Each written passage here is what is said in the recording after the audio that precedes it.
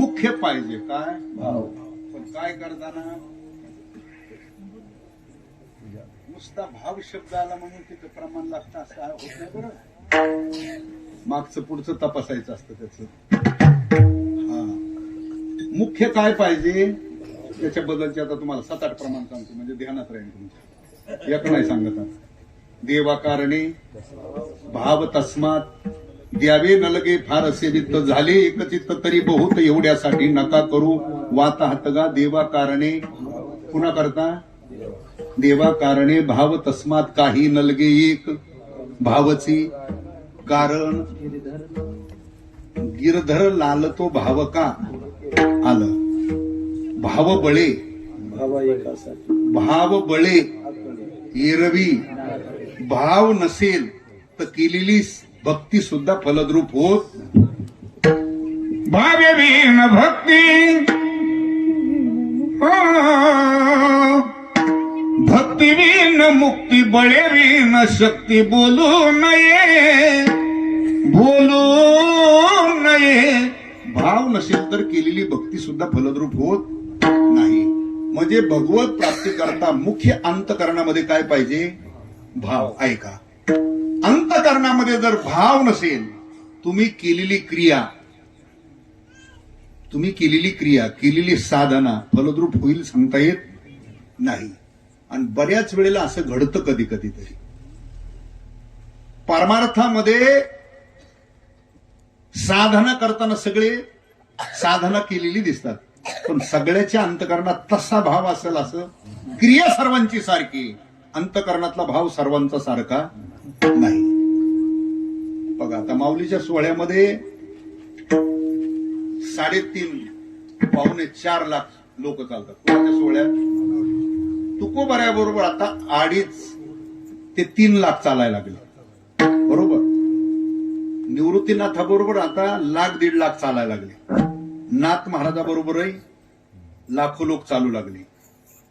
आता या वर्षी भाऊच्या पालखीत सुद्धा लाखाच्या पुढे आकडा गेला बरोबर.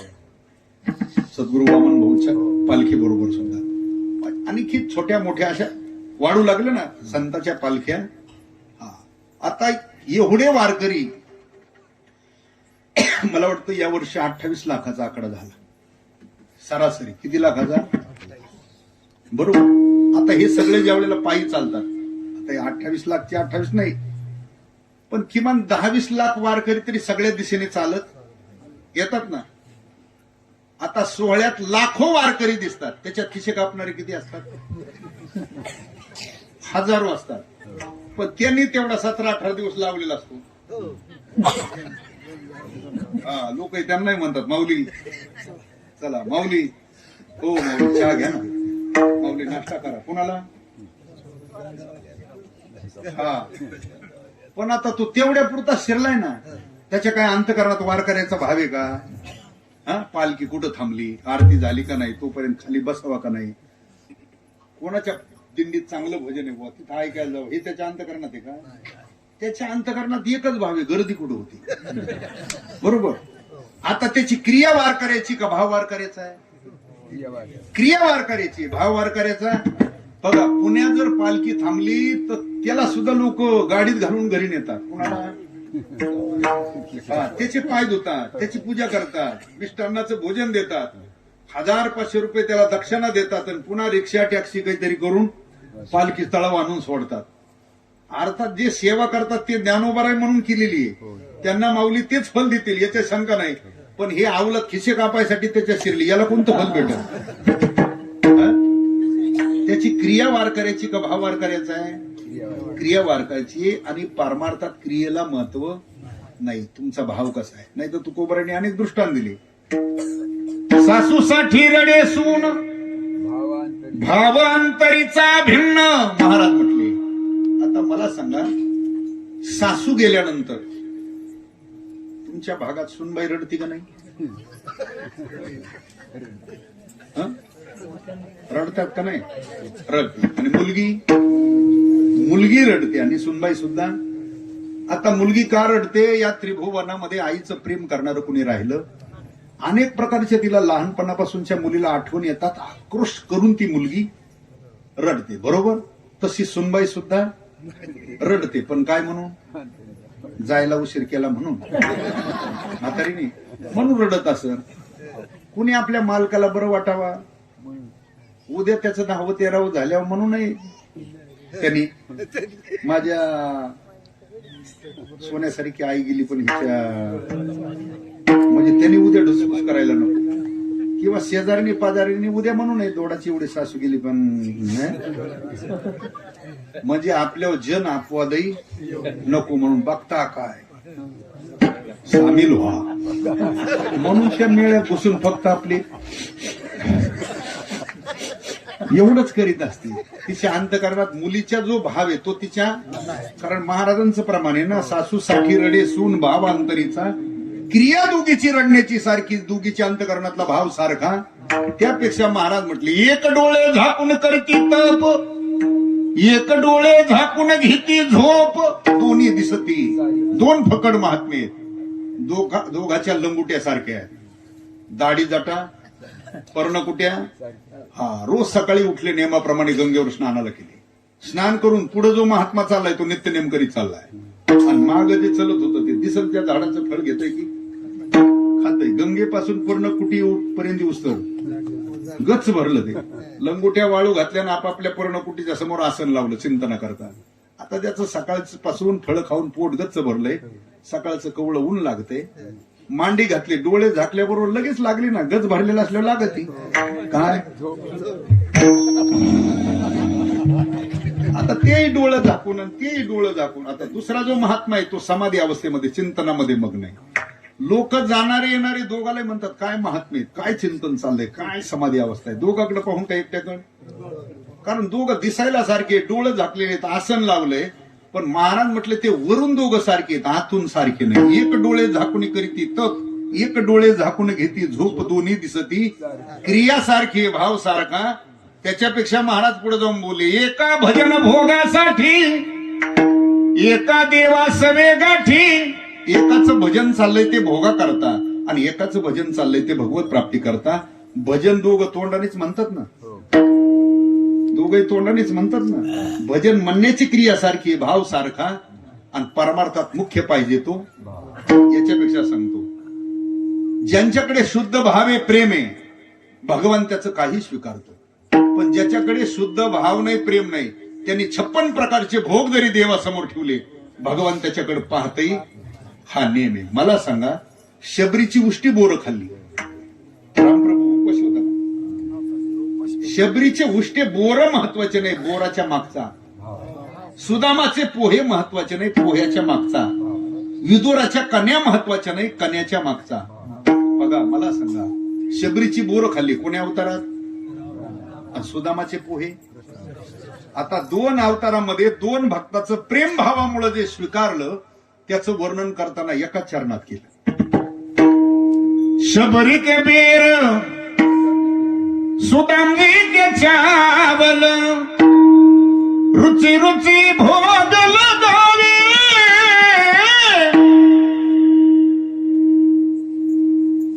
चल विदुरा घर जावे. शबरी के बेर राम अवतारात, सुदामजी के चावल, कृष्ण अवतारात का स्वीकारलं, प्रेम भावामुळे. आता हा जो अभंग आहे सूरदासांचा अभंग आहे. अभंग कुणाचा आहे, सूरदासांचा आहे. आणि या अभंगामध्ये भगवान कृष्ण परमात्म्याचा आणि उद्धवाचा झालेला आहे. काय बघा, सकाळची वेळ, वेळ कधीची आहे, सकाळची वेळ आहे. सकाळी सकाळी भगवंताने सांगितलं उद्धवाला, उद्धवा जी चला पुढं काकाकडे जायचंय आपल्याला. कोणत्या काकाकडे, विदुर काकाकडे. रथ सज्ज झाला, रथात दोघं बसले, भगवान आणि उद्धव. पण रथ सुरू झाल्यानंतर उद्धवाच्या मनात आलं, विदुर काका हा भगवंताचा भक्त आहे, याच्यात काही शंकाच. पण परिस्थिती फार त्याची नाजूक आहे. कोणाची, कारण विदुर काकाची परिस्थिती एवढी नाजूक. कोणताही दिवस असला तर बेत तोच कन्याचे. कोणता बेत, बरं घरी जवळचा पाहुणा आला काय, जावई आला काय, देव आला काय, बेत तोच. आणि रथ सज्ज झाल्यानंतर उद्धवाच्या मनात आलं तिथं तर बेतोय कोणता, आपल्याला काही ते चालणार, आपल्याला काही चालणार, काय करावं. पण उद्धवाच्या पटकन लक्षात आलं की आपला रथ ज्या मार्गाने जाणार आहे त्याच रस्त्यावर राजा दुर्योधनाचा महाल आहे. त्याच रस्त्यावर राजा दुर्योधनाचा 56 प्रकारचे भोग आहे. तो राजा आहे, ऐश्वर्य संपन्न आहे आणि भगवान कृष्णाचा चुलत का होईना पण येऊ का मी आता? तुमच्याकडचं पुराण वेगळं आहे काही भगवान कृष्ण परमात्म्याचा चुलत का होईना पण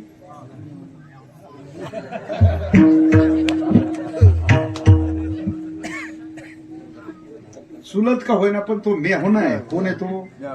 आणि मग त्याच्या महाला समोरून आपला रथ जाताना तो म्हणणारच ना राम राम दाजी या चहा घेऊ. आणि महालात नेल्या काय ते भुसकाट पोहे खाऊन वाट लावणार नाही, बेत चांगलाच होईल ना.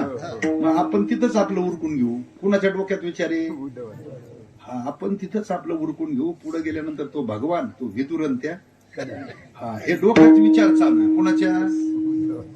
उद्धवाच्या. बरं, दोघं एकाच रथात बसलेले. ते शेजारी बसलेल्या उद्धवाच्या मनात काय चाललंय ते देवाला कळत नाही का? इथं मंडपात बसलेल्यांच्या मनात काय काय चाललंय ते सुद्धा कळतंय त्याला, न सांगता तुम्हाला कळू येतात.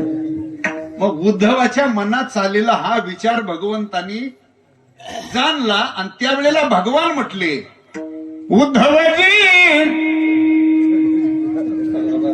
चलवी तुरा घर जावे. मध्ये आपल्याला कुठं थांबायचं नाही बरं. 8 ते 10 सांगितलेलं आहे. मध्ये नाही थांबायचं. त्यावेळेला उद्धवानी सांगितलं तसं माझंही काही मत नाही, पण काय पण नाही, पण आपण ज्या रस्त्याने जाणार आहेत भगवान त्याच रस्त्यावर राजा दुर्योधनाचा महाल आहे. भगवान म्हटले असू दे. अहो तो राजा आहे, भगवान म्हटले असू दे. अहो त्याचे मोठाले महाल आहेत, भगवान म्हटले असू दे. अहो त्याच्याकडे 56 प्रकारचे भोग आहेत, भगवान म्हटले असू दे. आपल्याबद्दल जर त्याला आदर नाही, प्रेम नाही, श्रद्धा नाही तर त्याच्या महालाला काही बड़े बड़े महल से क्या है काम, आदर ही नहीं पावे. चलवे तुरा घर जावे. मध्ये नाही रथ थांबवलेला, डायरेक्ट रथ आला. आता रथ आल्यानंतर विदुर काकाच्या परिवाराला एवढा आनंद झाला. भगवान घरी आल्यानंतर नाही त्या आनंदाची. अहो भगवान घरी आल्यानंतर विदुराचा सर्व पत्नी, मुलं, सगळा परिवार भगवंताचे पाय काय धुतात, ओवाळतात काय, अक्षता काय लावतात, फुलं काय टाकतात, हार काय घालतात. एवढी त्यांच्या अंतकरणात प्रेम, एवढी श्रद्धा, एवढा भाव. पण उद्धवाचं लक्षही त्याच्याकडे लक्षच. ही इकडे पूजा करतात, ओवाळतात, सगळं करतात. बघ उद्धवानी तिकडे किचन मध्ये जाऊन पाहिलं. हा, तर बेत तोच छोटा करून ठेवलेला. कोणता? कन्या. आणि त्या कन्या पाहिल्याने उद्धवाने सांगितलं, भगवान माझी तब्येतच जरा पित्त झाल्यासारखं, ऍसिडिटी झाल्यासारखी झाली, जळजळ होते. आता भगवंताच्या लक्षात आलं याला जळजळ का होतंय ते. भगवान म्हटले, मग आता हे खेड गावी इथं काही गोळी भेटन म्हणून सांगता येत नाही, मग कीर्तन होस तर पडून घे, नाही दुसरा तर काही मार्ग. तसल्या पातळ कन्या की ज्या पात्रावर सुद्धा थांबायला तयार नाही. पण भगवंतानी काही विचार केला नाही. जी सुरुवात केली, लाभ, जुने माणसं म्हणा, बरकत, जी सुरुवात केली बुवा, तसल्या पातळ कन्या खाऊन भगवंताने तृप्तीचा कादंबरीतली गोष्ट नाही, गाथाही सांगतोय ना. घरच्या भक्षुनी कन्या परमानंदी झाला, मनमोहन मुरलीवाला नंदाचा गेला.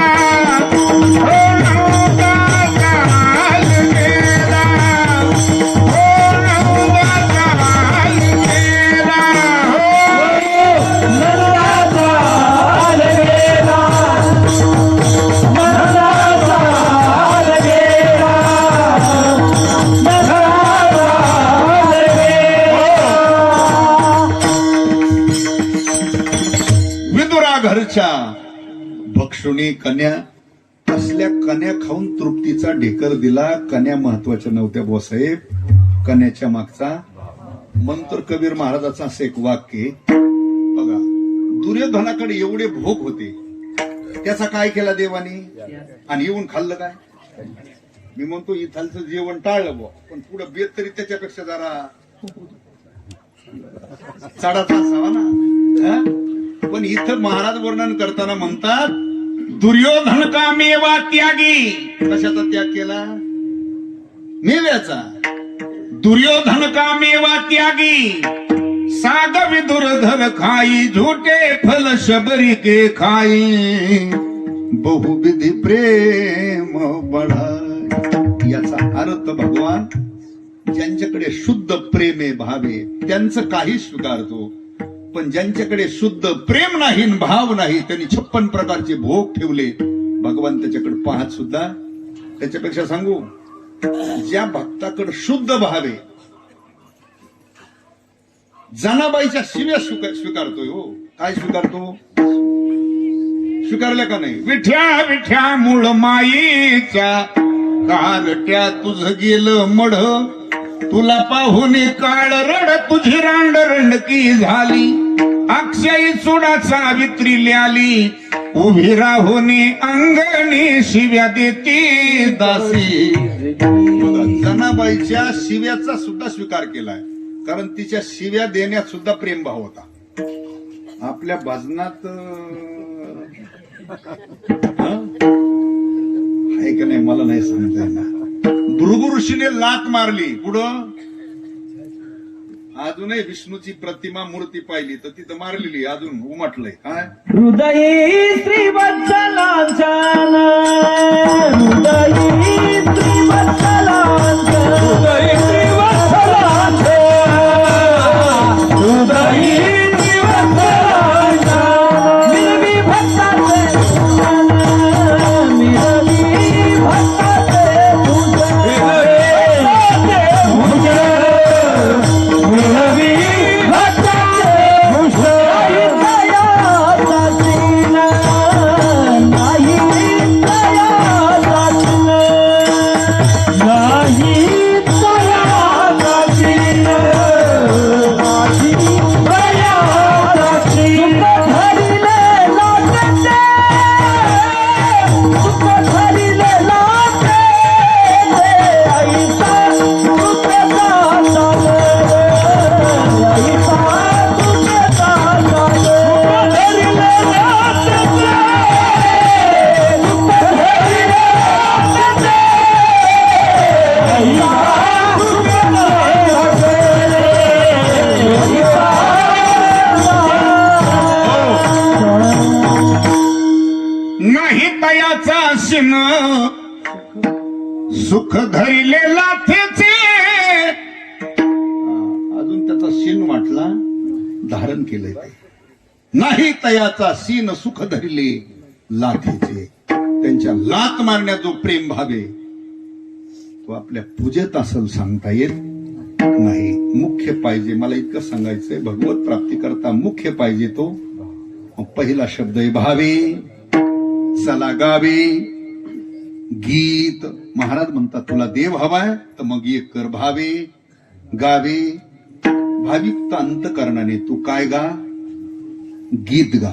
मग कोणतं गीत, गीताचे बरेच प्रकार आहेत ना. भावगीते, भक्ती गीते, राष्ट्र गीते, जागरण गोंधळाचं गीते, चित्र गीते, छाया गीते. आणि आता पुन्हा 10-5 वर्षात अनेक गीत आलेले आहेत. पण इथं महाराजांना अभिप्रेत कोणतं आहे, भावे गावे गीत. ऐका जरा, माहिती असावा तुम्हाला, ज्यांना माहिती त्यांना असू दे, पण ज्यांना नाही त्यांना असावं म्हणून सांगतोय. गीत गा म्हणतात. आता भावगीत, भक्तिगीत हे देवाचं म्हणूनच ऐकतो का नाही सकाळी. बघा अजूनही जुनी माणसं, त्यांना काही सकाळी रेडिओ म्हणा, टीव्ही चालू करायचं काय माहित, ते सकाळी सकाळी नातवाला सांगतो, बाळू अरे कर चालू कर, काय देवाधर्माचं लागल. बाळूने बटन टाकलं की लगेच लागत. कानडा राजा पंढरीचा, प्रमाण नाही ते. आणि आपल्यात परंपरा अशी प्रमाण असलं तरच वाजवायचं टाळण पकवाच, बाकीच्याला वाजवायचं नसतं. आता हे देवाचं म्हणूनच ऐकतो का नाही आपण?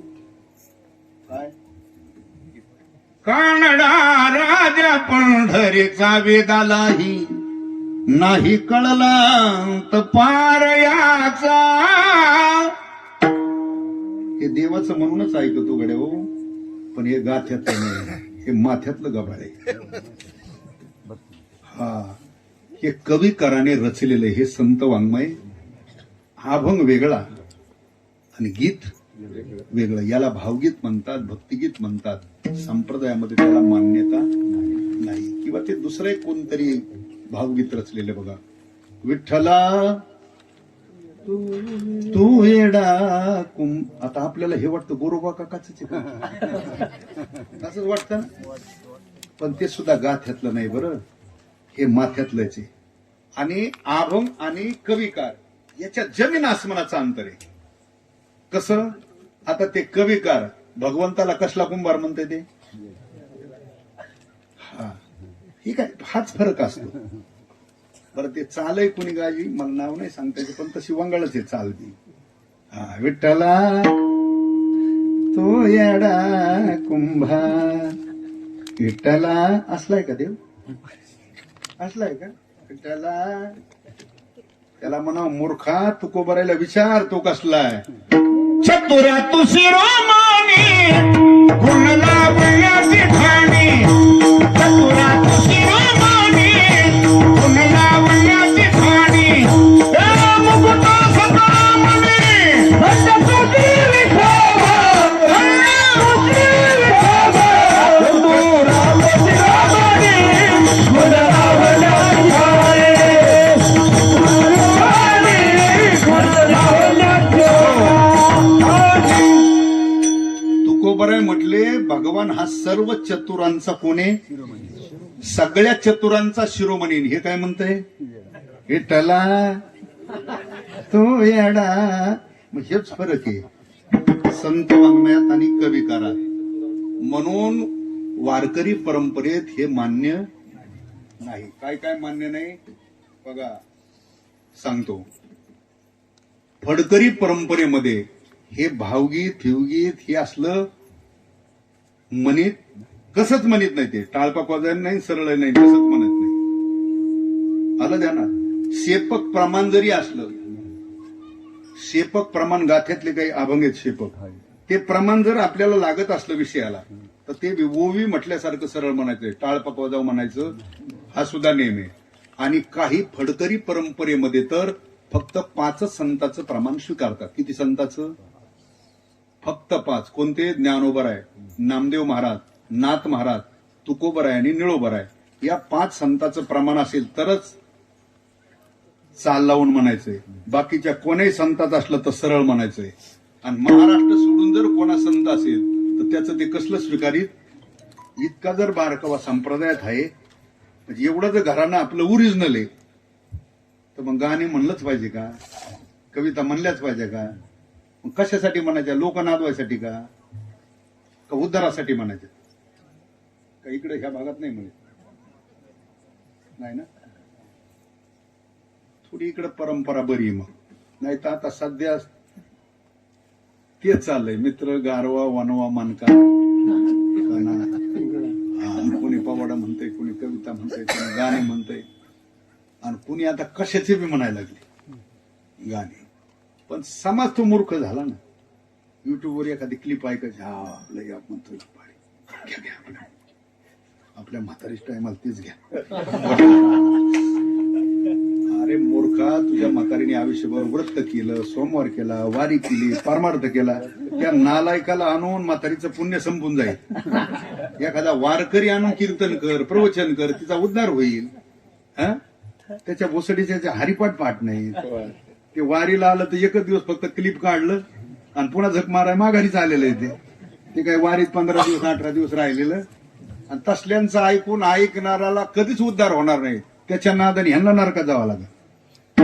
ऐकताना सुद्धा त्याची परंपरा बघून ऐकावं लागतं. कोणाचं ऐकल्यानंतर मुक्त होतो, कोणाचं ऐकल्यानंतर फक्त पुण्य मिळतं, कोणाचं ऐकल्यानंतर पाप पदरात पडतं आणि कोणाचं ऐकल्यानंतर नरकात जावं लागतं, याला सुद्धा नेहमी विडाला मी तुम्हाला हे सांगतोय. भावगीत चालत, भक्तिगीत, आता भावगीत आणि भक्तिगीत नाही म्हणल्यावर चित्रगीत आणि छायागीत तर नाहीच ना चालणार. आणि मग महाराज तर इथं म्हणतात तुझं व्हावा आहे देव भावे गावे. मग कोणतं गीत महाराजांना अभिप्रेत आहे? तर महाराजांना एवढंच गीत अभिप्रेत आहे, रामकृष्ण गीती गात टाळची पुळ्या वाजवित छंदी आपुल्या नाचत निज घेऊनी जनी वनी अवघा वासनीचा पुसावा मग ओळगा तो वासुदेव आईसा मनी वसुद्या भावगा. हे गीत अभिप्रेत आहे. रामकृष्ण गीती किंवा गासी तरी एक विठ्ठलची नाही तरी ठाई राही. महाराज म्हटले गायचं असलं तर विठ्ठलाचं गा, नाही तर त्यापेक्षा आपला गप राहिलेलं चांगलं. त्यापेक्षा दुसरं कुणाचं म्हणण्यापेक्षा गप राहिलेलं सुद्धा चांगला. म्हणायचं असलं तर कोणाचं म्हण? विठ्ठलाचं. आणि रामकृष्ण गीती गात हेच गीत का सांगितलं? त्याची 3 कारण आहेत.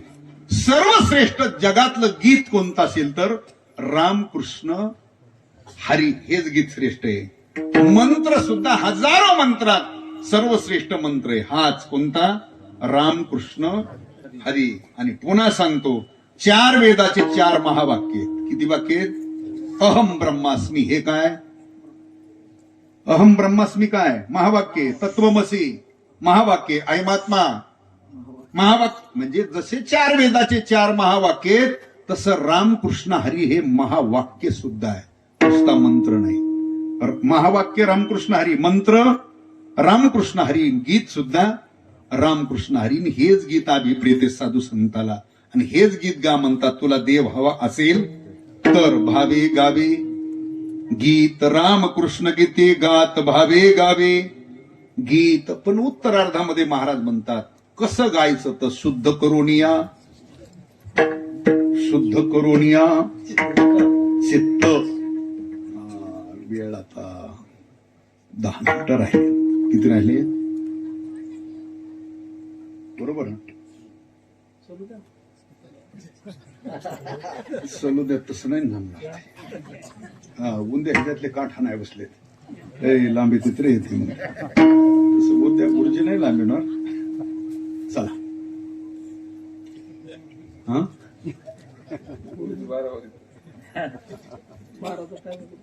असं का?